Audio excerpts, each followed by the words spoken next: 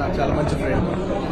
And ఆయన పాలిటిక్స్లో నాకు గత 5 ఏళ్ల ముందు నాకు వారానికి ఒకసారో లేదంటే 10 రోజులకు ఒకసారి 2 సార్లు కలిసేవాళ్ళం. కానీ గత 5 ఏళ్ళుగా ఆయన ఆల్మోస్ట్ నాకు 6 నెలలకు ఒకసారి కలుస్తారు అనమాట. అక్కడే తెలిసింది నాకు ఆయన ఎంత కష్టపడుతున్నారు.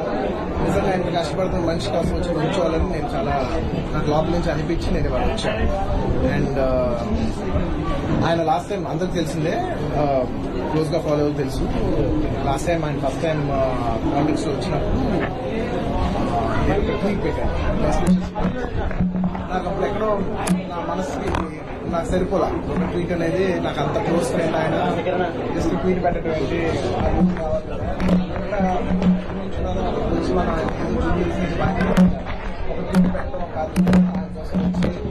ఇంటికి వచ్చి ఆయన సపోర్ట్ చేయాలి కదా నాకు అప్పుడే అనిపించింది.